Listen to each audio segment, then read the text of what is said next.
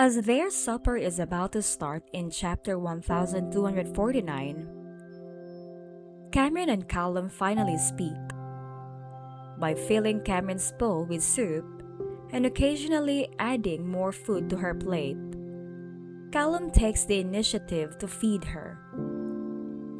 Because she can't see, she appreciates Callum's care, but expresses the wish to keep such occurrences from happening again.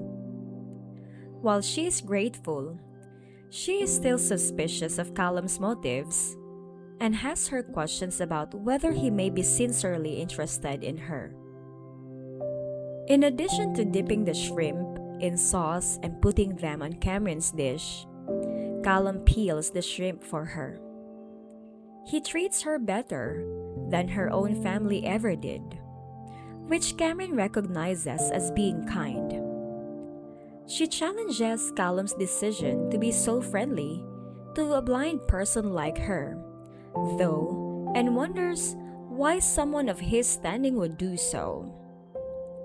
She dissuades herself from falling in love with Callum, despite his fleeting consideration, by telling herself he would never wed a blind person.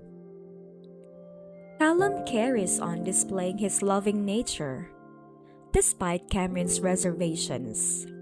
He reassures her that he is not performing these deeds of kindness as an act of favor, but rather because it is how he was raised.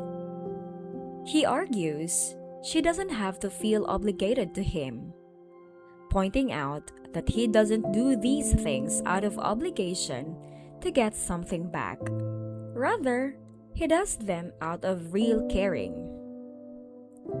In order to keep her independence, Camryn expresses her relief at not having to pay Callum back.